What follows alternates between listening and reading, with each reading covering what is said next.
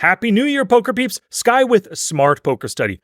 In this video, I'm going to help you deal with those house money players, those reckless and wild players who, when they get a lot of chips, they do a lot of calling and a lot of raisings, see too many flops, see too many showdowns. Let's exploit them. Gambate! So house money players in poker are just like other gamblers in a casino. They jump on the blackjack table, craps, roulette. They start with $40, $100 or something, and they build it up to $200 or $300. At that point in their mind, they think to themselves, I have house money. I need to start betting more with the house's money that I already won in order to win more from the house. Well, in poker, some players think this exact same way. They start off with 40 or 100 big blinds. They build it up to 200, 300 big blinds, and they're using their opponent's chips to try to win more chips. So they're making kind of illogical calls, 3 bets, 4 bets, cold calling of 3 bets and cold calling of 4 bets, things that they normally shouldn't do, but they're playing with house money. Let's risk this money that I've already won in order to try to win more money. So in these 4 poker hands, we're going to see how I deal with house money players. In this very first one, I don't know yet that this player is necessarily a house money player, but when we see his showdown at the end, we're going to know that he is a house money player. A couple of folds, 3 big blinds. I ISO 3 bet to 9 big blinds. We get a call over here from our house money player, a fold, and then a call, 54-38, kind of house money, a loose aggressive, almost a gambling type player right here. He's actually 3 bet, what is that, 2 out of 6 too. So yeah, maybe a gambling, super loose aggressive player. Well, we've got the ace king in the best position. Ooh, flop in the top pair, loving that. A check and then a check. And we come out, we're betting for value right here. We've got 2 players, one who cold called a 3 bet and one who called from out of position. He easily has ace queen, ace jack. We're trying to get max value from this player. We could see what he has over here. Oh, he calls us. Oh, drat. The player that we were trying to get value, the most likely ace, just folded right here.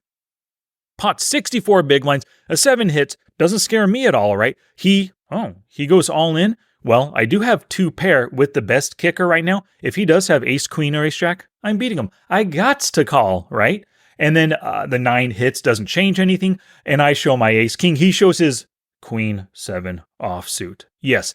This is a house money type player, super gambler, maybe a super whale fish kind of player who just wants to play anything to crack big hands like this. That's the only reason he called. He might have been tilting from prior hands or prior table or something. Totally possible. But the way he's playing, he's trying to build a big stack to play house money poker.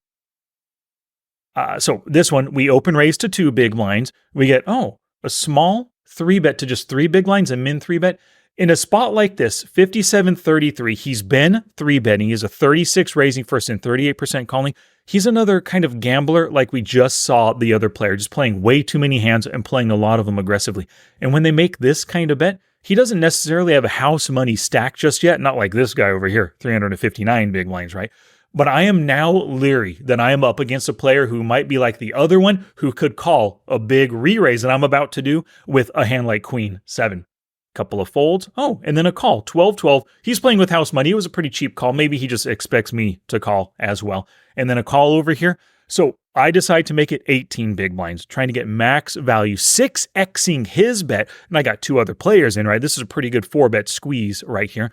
Oh, and then he calls. We get a couple of folds, so we're heads up with pocket kings against a player who I suspect has a very wide range. Tons of pocket pairs, tons of aces, but lots of queen 9 suited, jack 8 suited, queen 10 offsuit, stuff like that too. Ace 3-4 comes in. I'm not a big fan of that right there. I check. He checks. Now, house money players like this, look at that pot, 42, 100 big blinds behind. I have 74. I guarantee he is betting with any ace to try to get value if he likes his ace. He could have something like ace, ace 9. It just checks to control the pot.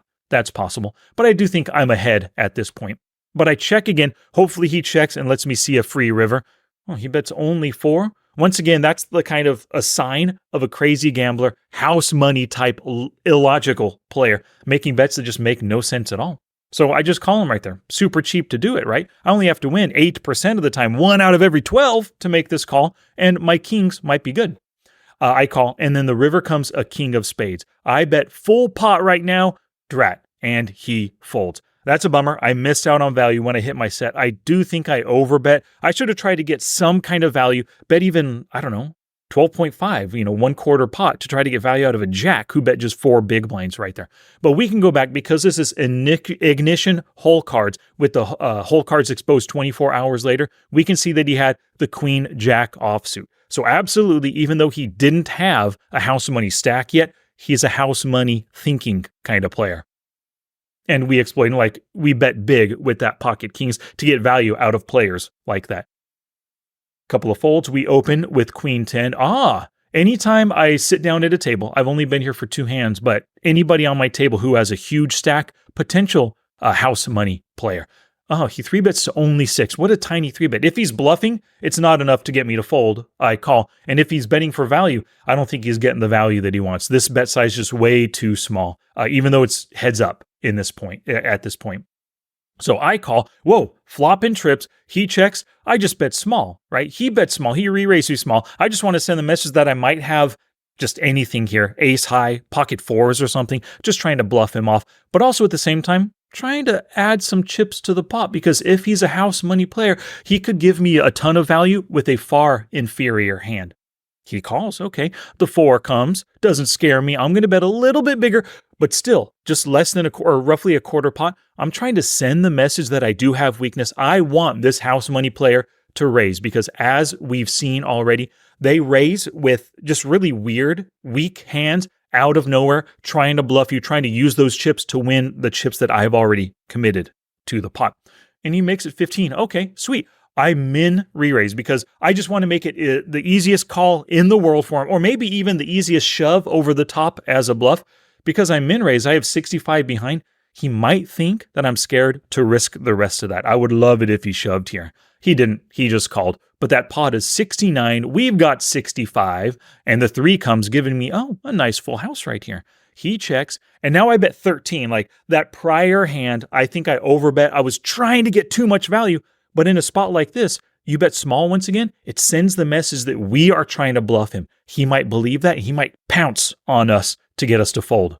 Drat, he just called. But that's fine. At the end of the day, we still beat an ace high hand. We got a load of value, 95 big blind pot. We won 47 big blinds with a queen 10 versus an ace 8 small 3-bet preflop. Loving the results of this hand. But it's because I realized the way he was playing, and with his big stack, he's a house money player, and I took advantage of that. The last hand right here, ace jack offsuit, ISO raise versus the limp. Couple of folds. The big stack, once again, I've only been here 4 hands. He's only seen 3 hands so far. Big stack, you have to put them, not have to, but it's a good idea to just generally automatically think of them as a potential house money player. It's an interesting house money 3-bet size, right?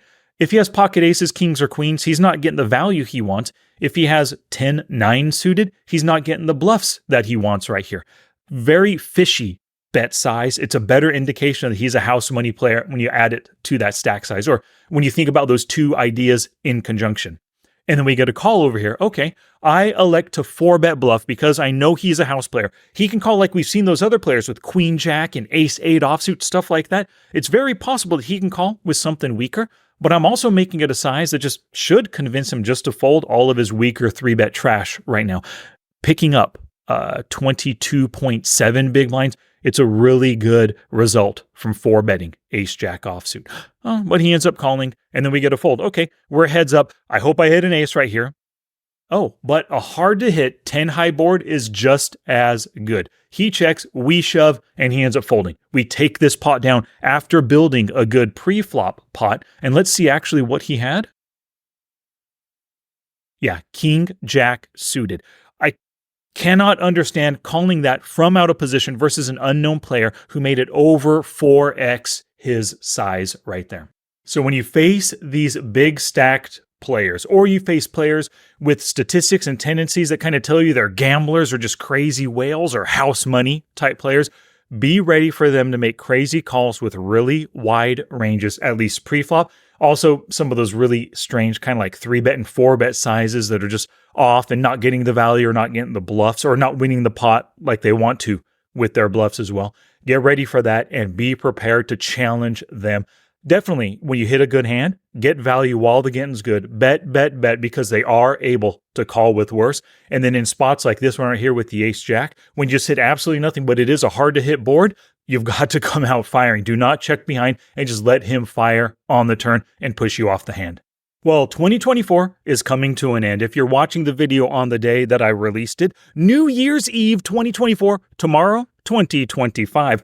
And let me tell you, the future looks bright. But looking back at the year that was 2024, I really enjoyed my time making videos for all of you on YouTube, and I truly appreciate you subscribing and watching the videos. You are keeping this poker train on the tracks. You keep the ship afloat, and I appreciate each and every one of you. Thank you so much for being here, and here's cheers to a better 2025.